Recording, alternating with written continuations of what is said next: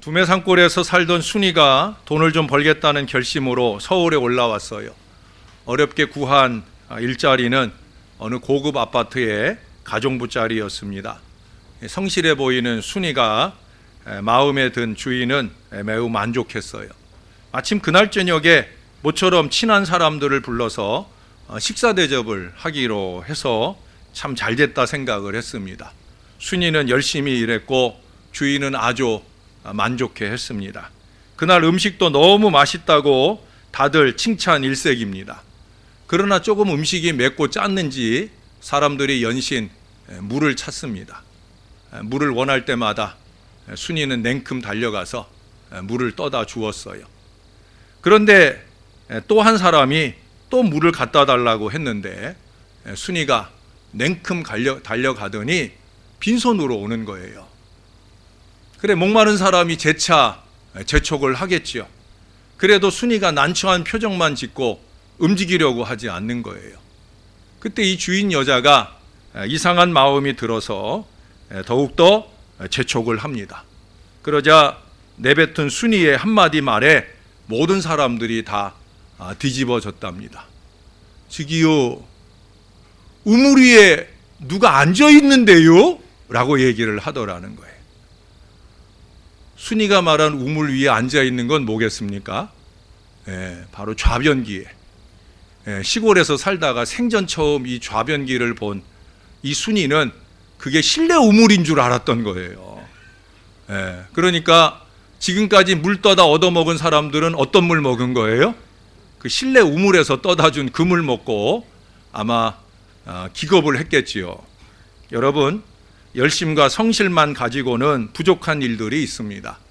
제대로 잘 헌신하려면 거기에 더해야 할 것들이 있다는 거예요.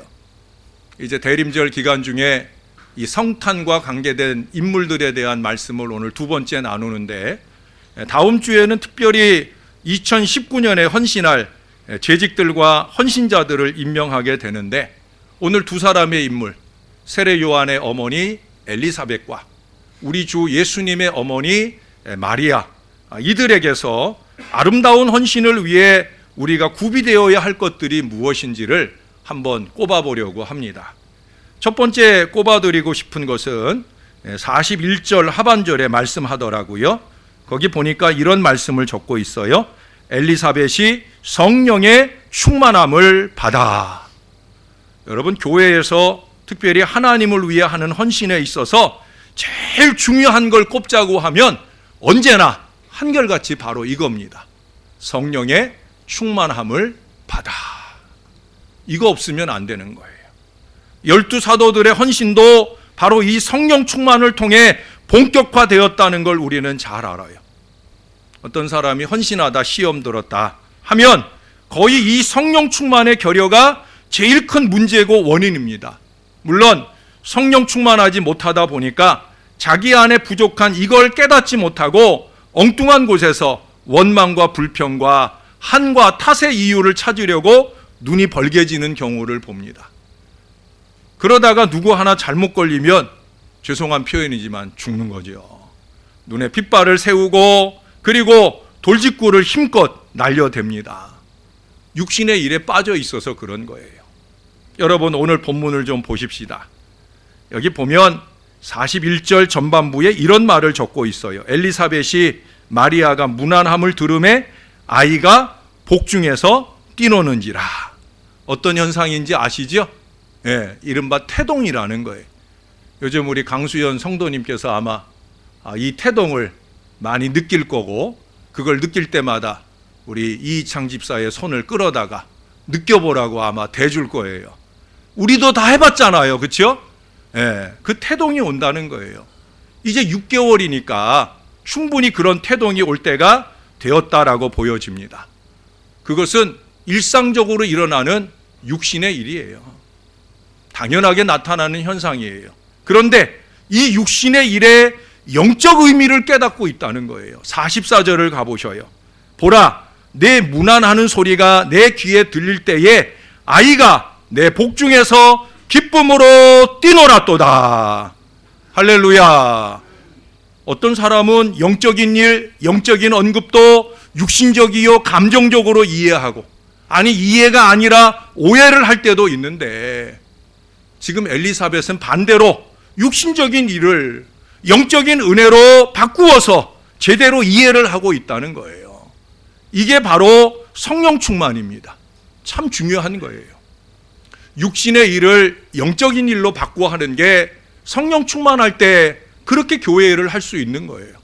그러나 성령 충만하지 않으면 교회의 영적인 일을 육신적인 시각으로 판단하고 생각하고 말하고 행동하게 되어진다는 거예요. 여러분, 45절에 보면 엘리사벳이 마리아를 뭐라고 그래요? 주께서 하신 말씀이 반드시 이루어지리라고 믿은 그 여자가 복도다. 지금 마리아를 믿음의 여인으로 평가하고 있는 거예요. 이 믿음이 어떻게 우리 마음에 생겨요? 성령 충만할 때 생기는 거예요. 그 마리아도 성령 충만하니까 믿음이 생겨서, 그 믿음이 어떤 정도 믿음이에요? 동정녀, 처녀가 애를 갖게까지 하는 믿음이에요. 그 믿음으로 결실과 역사를 이루게 되어지더라는 거예요. 이 믿음을 근거로 성령은 더욱더 충만하게 일하고 역사하신다는 거죠. 마태복음 7장에 보면 예수님은 그의 열매로 그들을 안다 하셨어요. 주께서 하신 말씀이 반드시 이루는 이 믿음의 역사, 믿음의 열매는 성령으로 충만한 곳에서 나타나게 되어진다는 거예요. 우리가 아멘 하는 마음을 믿음으로 간직하고 믿음으로 행동할 때 거기에 성령 하나님께서 놀라운 역사의 결실들을 주신다라고 하는 거예요. 어떤 진공청소기 외판원이 이제 교육을 다 끝내고 처음으로 진공청소기를 팔러 나가게 되었어요. 웽 소리 나면 쓰레기를 확 빨아들이는 이 좋은 품질의 이 청소기를 팔려고 나갔던 첫 번째 자리는 막 이사 오는 집이에요.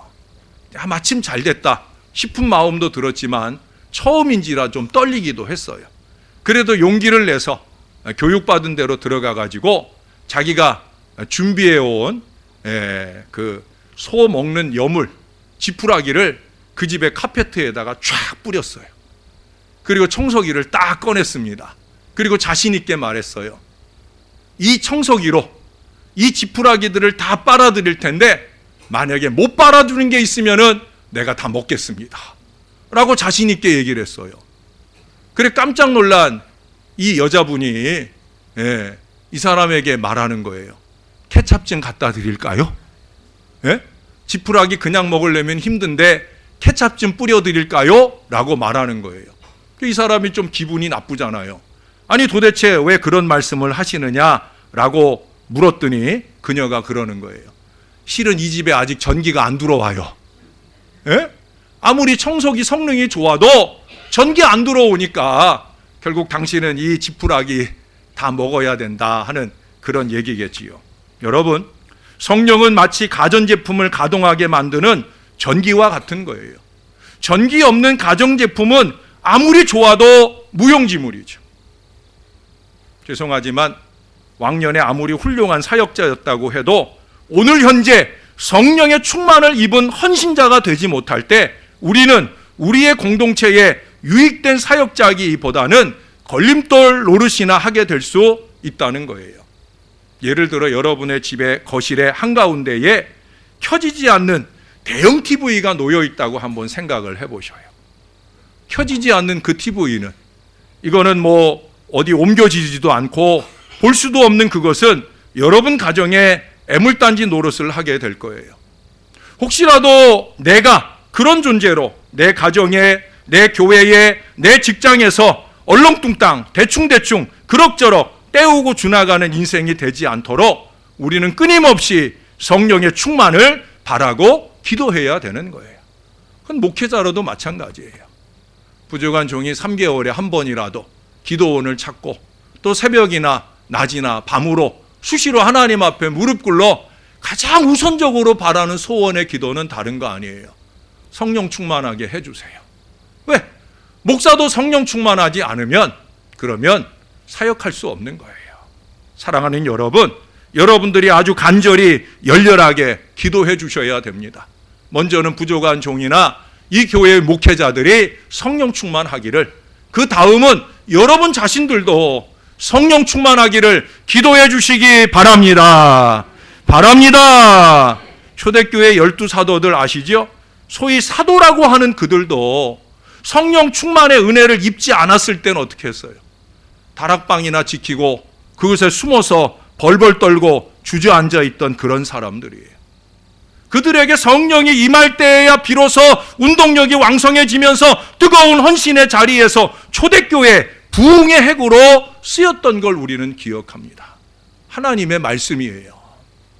새해 이 교회에서 헌신하는 모든 분들이 그런 성령 충만으로 하나님의 일을 할 수 있기를 주님의 이름으로 축원합니다.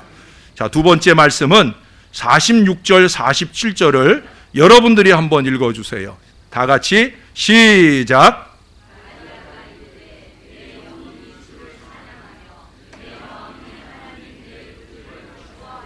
예, 점점 커지죠? 예, 우리 처음부터 다시 한번 중요한 말씀이에요. 같이 한번 읽겠습니다. 시작.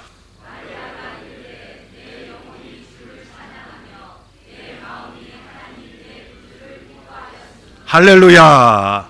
사실 마리아는 인간적으로 볼 때 지금 기뻐할 상황이 아니에요. 어쩌면 그는 지금 잠시 엘리사벳의 집에 피신을 온 거거든요. 왜? 임신 사실이 쉽게 드러날 수 있는 첫 3개월의 이 입덧 시기를 넘기기 위해서 자신을 이해하고 받아줄 엘리사벳의 집에 온 거예요. 그러니 마음은 한없이 초조하고 두려운 상태입니다. 헌신은 이처럼 결코 쉬운 일이 아니에요. 힘들고 어려워요. 그럼에도 불구하고 하나님은 그 어렵고 힘든 일을 기쁨으로 하라고 우리들에게 말씀하고 계셔요. 제가 간혹 교우들 중에 그 남편이 안 믿거나 또는 믿음이 적어서 교회 봉사하는 걸 달갑지 않게 여기는 그런 가정들이 있어요. 그런데 제가 그들 자매님들이 교회에서 열심히 헌신하고 있는 걸 보면 목사의 마음에 두 가지 마음이 듭니다. 첫 번째 마음은 당연히 감사하는 마음이죠. 저는 교회 안에 모든 헌신의 사람들을 보면 정말 감사합니다. 내가 그걸 좀 어떻게 갚아줄 수 있을까 하는 고민과 골몰이 내 마음에 뜨겁게 일어날 정도로 헌신하는 사람들을 보면 감사합니다. 그러나 그와 더불어 또 하나의 마음은 뭐겠습니까? 초조함, 염려입니다. 믿음이 없는 목사라 그렇기도 하지만 주님 위해 헌신하는 그들이 혹시 가정으로 돌아가서 믿음 없는 남편들에게 어려움이나 겪지 않아야 할까 염려가 되어서인 거예요. 그러나 정작 본인들은 아무렇지도 않은 듯 기쁘게 헌신하더라고요. 여러분, 기쁘게 하기 때문에 또 열심히 하는 걸 보게 됩니다. 이유는 어디에 있겠습니까? 오늘 본문에 말씀하잖아요. 하나님 내 구주를 마음으로 기뻐하기 때문에 그런 거예요. 여러분, 우리 마음의 기쁨이 밖으로 표현되는 게 뭐냐면 찬양이고 헌신인 거예요. 그렇기 때문에 헌신은 기쁘게 해야 되는 거예요. 헌신하는 몸짓으로만 끝나는 것이 아니라 그 헌신을 통해 우리가 지금 매주마다 외치는 것처럼 모든 영광을 하나님께 찬양이 된다니까요. 찬양하는 것처럼 해야 된다니까요. 찬양은 입술의 소리로만 하는 게 아니에요. 여러분들이 지금 온몸으로 애쓰고 수고하는 그 모든 헌신이 하나님이 흠양하시는 아름다운 찬양이 될 줄로 믿습니다. 그러니 기쁨으로 해야 되는 거예요. 기쁘게 헌신하면 하나님이 기뻐하셔요. 그 일을 통해 어떤 대가가 돌아오기 때문에 기쁜 게 아니에요. 그것이 주님의 일이기 때문이죠. 주님의 일은 곧 내일이라는 마음이 우리를 기쁘게 하는 거예요. 그래서 힘들어도 찬양하고 헌신하게 되어지는 겁니다. 결국 교회 일을 짜증으로 불평으로 하고 있다고 하면 그것은 남의 일을 하고 있기 때문에 그래요. 대가를 바라는 어리석은 마음이 만족되지 못하기 때문에 그래요. 교회에서 대가를 바란다고 물질적 대가를 바라시지는 않겠죠.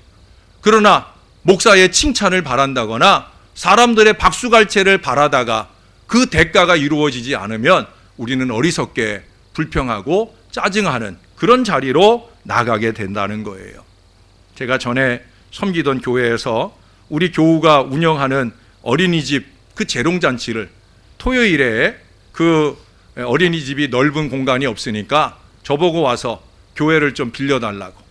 사실은 토요일이라 제가 좀 꺼려졌지만 그래도 교회 공간을 지역을 위해 쓰고자 하는 마음이 늘 저에게 있으니까 기꺼이 교우를 위해서 장소를 제공해 주었어요.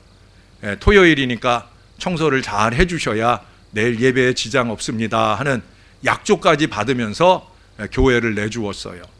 그리고 그날 모든 행사가 다 마치고 정리와 청소에 들어갔을 때 그때 보니까 돈 받고 일해주는 교사들은 하나하나 인사하고 다 사라져 버리더라고요. 결국은 가족만 남더라고요. 늦게까지 마무리한 것은 멀리서 온 일가들, 일가족 등 어린이집과 직접 관련된 가족들 뿐이에요. 거기다 더해진 가족들은 그때 저희 교회는 토요일 날 청소를 했는데 그 청소를 맡은 분들, 교우들이 와서 가족으로 그 교회를 청소하는 일들을 마무리하는 것을 제가 경험을 했었습니다. 가족입니다. 주님의 가족들이 하는 거예요. 그래서 요즘은 장사도 사업도 자꾸 가족들끼리 하잖아요. 그게 불신사회라서 그런 것만이 아니라 가족은 좋을 때만 아니라 힘들 때도 기쁘게 일하기 때문에 그런 거죠. 최선을 다해서 나의 일처럼 하기 때문에 가족과 함께 하려고 하는 거예요. 그렇다고 목회를 가족들과만 할 수는 없는 거 아니겠습니까? 제가 우리 아내와 진혁이, 유빈이 하고만 이 교회 일을 다 할 수는 없는 거잖아요.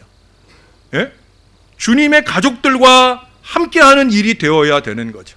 사실은 주님의 가정, 이해의 가족들이 도와주는 목회는 잘 되지 않는 걸 보게 됩니다. 제가 전에 개척을 할 때 우리 형님이 섬기던 교회에서 우리 교회로 옮겨오려고 그러더라고요. 그래서 제가 말렸어요. 한 사람이, 한 가정이 아쉬운 때지만 형님 내 안 와도 된다고. 내 목회는 우리 가족들과 하는 게 아니라 주님의 가족들과 하는 거라고. 여러분, 오늘 마리아가 기쁨으로 헌신할 수 있는 이유가 뭐예요? 그것은 구주의 가족으로 헌신하게 되는 것이기 때문에 가능할 수 있는 거예요. 여러분들이 헌신의 기쁨을 맛보기 원하신다고 하면 저와 함께 주님의 가족이 되시기를 바랍니다. 이 교회의 객이 아니라 주인으로서 이 교회를 섬기셔야 된다는 거예요. 그러면 기쁨이 넘치게 되어지는 거예요. 사랑하는 여러분, 이제 즐겁게 하지 않는 헌신, 마지못해 짜증과 불평 속에 하는 헌신은 꿈도 꾸지 않으셨으면 좋겠어요. 내가 주님의 일을 하는 것이다 하는 사실을 오늘 이 말씀을 통해 내가 분명히 선포해 드렸으니까 여러분들은 주님의 가족으로 주님의 일을 하는 주님의 자녀들이 되시기를 바랍니다. 그러면 아무리 고난과 어려움 속에 이 일을 감당하게 되더라도 기쁨 가운데 할 수가 있는 거예요. 제가 그런 가정 하나를 소개해 드리려고 그래요. 이 가정은 이남에 있는 가정이 아니라 이북에 있는 가정이에요. 지금으로부터 한 20여 년 전에 이북의 한 아주머니가 중국에 사는 친척집을 방문했어요. 근데 그 가정이 예수 잘 믿는 가정이라 거기서 지내는 동안 예수를 전도받게 되고 예수를 믿게 되고 세례도 받게 되고 아주 열심히 있는 신앙이 됩니다. 고작 3개월 동안을 머무는 기간이었는데 우리들보다 더 뜨겁게 예수를 배우려 하고 하나님 말씀을 그 3개월 내 동안 몇 번이고 통독해 읽을 정도의 뜨거운 은혜 믿음이 되어집니다. 그리고 이제 집에 돌아갈 때가 되니까 이 성경책을 꼭 가져가서 읽고 싶은 마음에 일주일 동안을 금식을 해요. 이게 들어가다가 발각되지 않고 내가 집에 잘 가져가서 읽게 해달라고 일주일 동안 금식 기도를 하면서 준비해요. 그러니 하나님이 은혜로 역사하셔서 성경을 들키지 않고 집으로 가져갑니다. 그리고 또 성경을 열심히 읽으며 기도 생활을 해요. 마음 편히 성경을 보기 위해 깊은 산속에 들어가 보기도 하고 때로는 집의 지하 움막 속에서 몰래 보기도 합니다. 양식이 떨어지면 산속에 들어가 몇 날 동안 금식하며 기도하고 성경을 읽으면서 지낸다는 거예요. 그야말로 하나님의 말씀을 날마다 일용할 양식으로 삼고 살았다는 거예요. 어느 날 그 집의 딸들에게 하나님을 믿으라고 권면을 해봅니다. 그 딸들이 하는 말이 우리 어머니가 중국에 갔다 오시더니 미신을 믿고 정신병자가 됐다면서 무시를 하는 거예요. 무시를 하는 그 딸들의 구원을 위해서 이 어머니는 더 눈물로 기도합니다. 세상에 제일 중요한 게 뭐예요? 내 자식이 예수 잘 믿고 구원받는 거죠. 이 일에 온 정성을 쏟아 기도합니다. 그리고 하나님의 감동과 역사가 나타나요. 이게 어떻게 나타나느냐? 이 가정에 양식이 떨어지니까 큰딸이 양식을 구하겠다고 중국으로 갑니다. 어머니는 잘 됐다 싶어 그래 갔다 와라. 그리고 중국에 갔더니 똑같은 친척 집에 가서 머물게 되잖아요. 거기서 이 딸도 결국 예수를 믿게 되고 예수를 영접하게 되고 세례를 받아요. 은혜도 많이 받아요. 그래 자기가 거기서 편안하게 살 게 아니라 내가 빨리 돌아가서 내 형제들에게 예수 전해야 되겠다. 그래서 서둘러 압록강을 다시 건너가 그래서 자기의 동생들에게도 예수를 전하고 예수 믿게 만들어냅니다. 그녀는 힘을 얻어요. 이제는 자녀들도 다 예수 믿으니까 이제 한 사람 남은 자기 남편에게 조심스럽게 예수를 전하게 됩니다. 그런데 이미 그 마음을 하나님이 만져 놓으셨는지 남편이 예수를 믿는 거예요. 믿는데 이 아내보다도 더 뜨거운 믿음으로 예수를 믿어요. 그 믿음으로 예수를 믿게 되니까 그가 전도를 할 대상을 찾아 밖으로 나가게 됩니다. 그리고 이웃 사람들에게 과감한 믿음의 용기를 가지고 전도를 시작합니다. 이게 문제가 되겠죠. 그 이웃 사람들 중에 보이부에 신고한 사람들이 있어서 결국은 이 보이부가 갑자기 들이닥쳐서 그들에게 끌려갑니다. 그리고 상당한 기간 동안 고문과 고통과 조사를 받아요. 참 많이 힘들고 어려운 시간이었습니다. 그럼에도 불구하고 이 믿음의 부부는 그곳에서 기독교인답게 그 얼굴에 두려움이나 근심이나 낙심의 표시가 하나도 나지 않고 오히려 늘 생글생글 웃으면서 기쁨의 여정을 지나게 되는 거예요. 함께 조사를 받으려고 보이부에 끌려온 사람들이나 조사를 하는 조사관들이 다 이상하다는 거예요.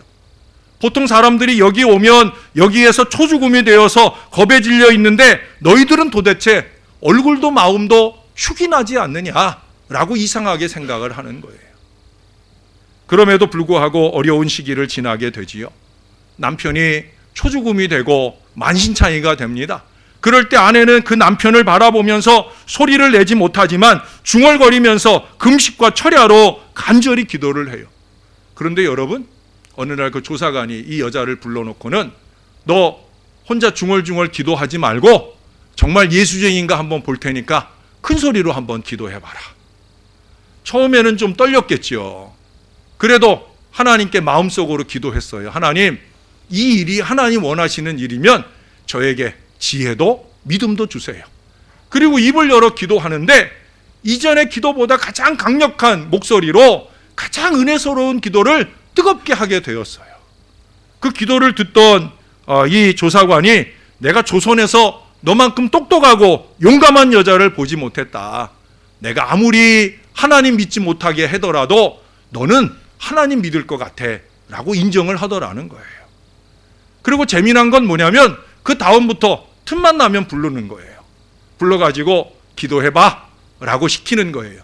그러면 또 간절하게 기도를 합니다. 그 조사관을 위해서도 기도를 합니다. 그러면 그렇게 기도할 때마다 그들은 흐뭇하게 웃기도 해요.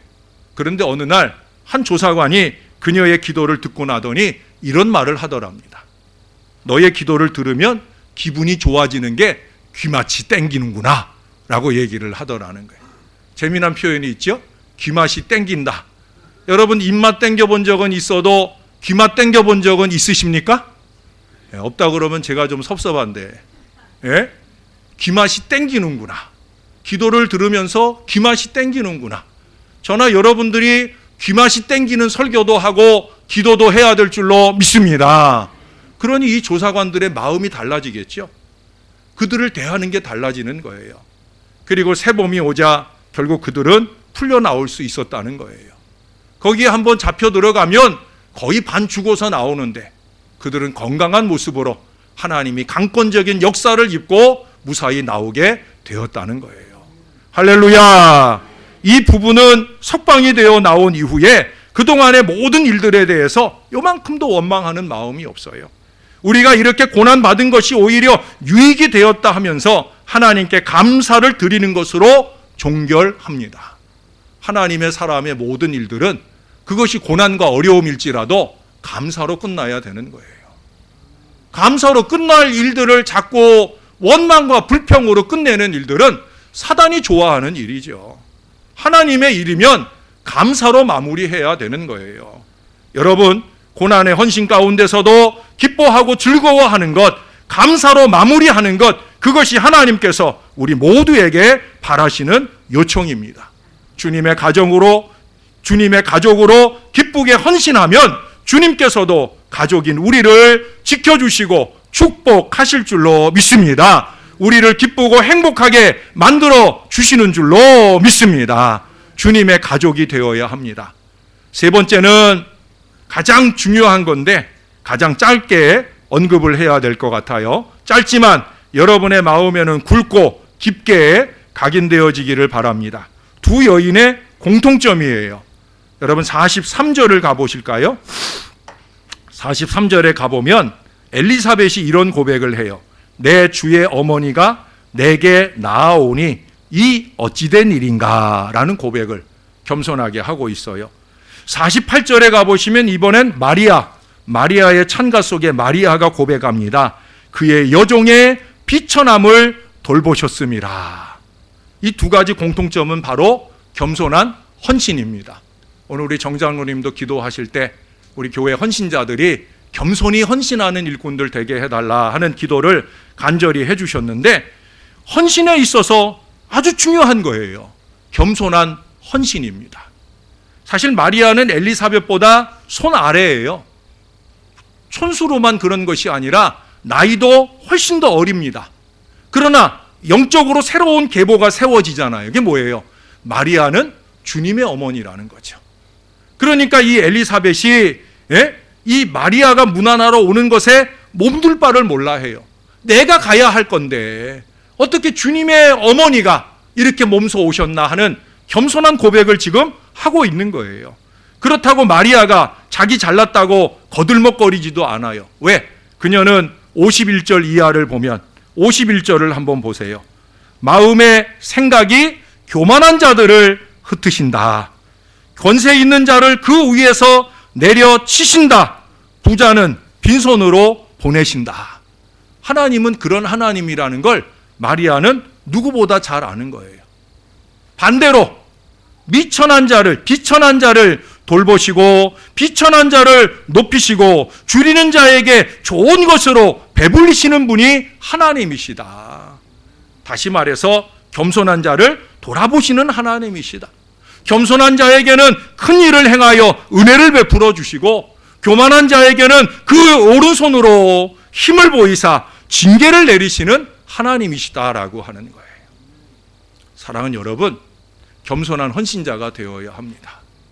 그러나 안타깝게도 사단은 끊임없이 우리의 마음에 교만을 부추깁니다. 왜? 사단의 마음은 교만이거든요. 사단이 원래 하나님의 찬양대장이었다는 걸 여러분 다 아시죠? 하나님을 찬양하는 그 자리였는데 왜 하나님만 찬양받느냐? 나도 좀 받자. 그러다가 결국 그는 이 땅에 추락을 해서 로시엘에서 루시퍼, 사단이 되고 말잖아요.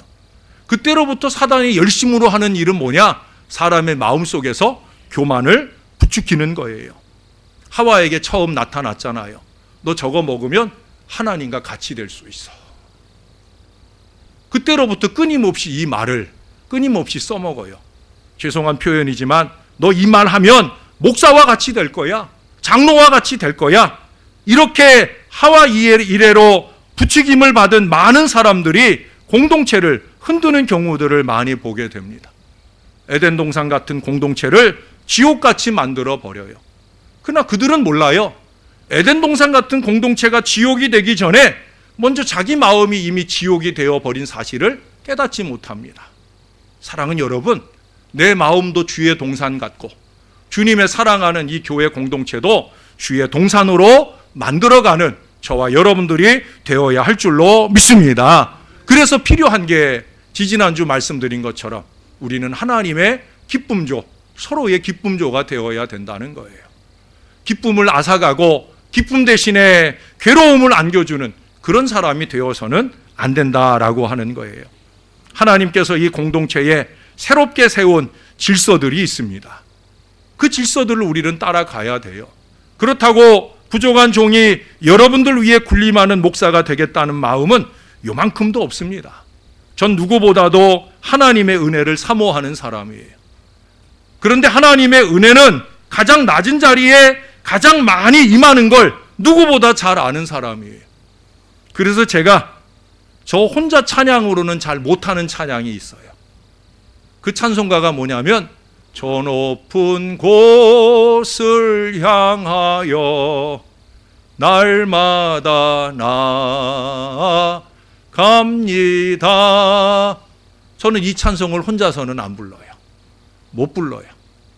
장례식 때 내가 장례를 치러주는 그 교인의 영혼이 저 높은 곳을 향하여 가기를 원하는 마음으로는 간절히 부르는데 저는 이 소원의 기도를 저 혼자의 찬송으로는 안 불러요. 왜? 저는 저 높은 곳을 욕심하지 않거든요.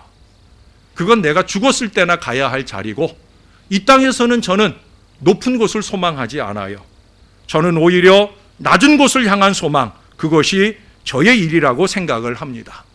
그러나 죄송하게도 그것이 여러분의 교만을 부추기게 될까 염려되지 않는 겸손한 헌신의 사람, 저는 여러분들이 저와 같이 그런 분들이 되시기를 주님의 이름으로 부탁합니다. 왜 그런가? 여러분 56절을 마지막으로 한번 보겠습니다. 마리아가 석 달쯤 함께 있다가 집으로 돌아가니라. 그들은 지금 3개월이나 함께 있었어요. 36절에 보니까 그들이 엘리사벳이 임신한 지 6개월째 만났으니까 지금 왜 헤어지게 됐느냐? 이제 엘리사벳이 출산 때가 되었다는 거예요. 아마 그때가 안 되었으면 더 같이 있고 싶었을 거예요. 헤어지기 싫었을 거예요. 그러나 이제 어쩔 수 없이 헤어지는 아쉬움이 저는 이 구절 속에서 마음에 와닿더라고요. 사랑하는 여러분, 어쩔 수 없이 헤어지는 거, 그 아쉬운 이별, 함께 할수록 더 좋은 관계였다는 것을 우리들에게 도전해 보여줍니다. 저나 여러분의 관계가, 아니 우리들끼리의 관계가, 우리가 2주 전에도 우리가 신권사님을 보낼 때 저의 마음도 여러분들의 마음도 조금 더 같이 있었으면 하는 이 간절한 애달픔이 있잖아요. 우리가 만난 세월이 얼마냐 하는 게 중요한 게 아니죠. 우리가 얼마나 그런 애달픈 마음으로 서로를 위하고 아끼는 마음으로 한 가족이 되어 신앙하느냐는 거예요.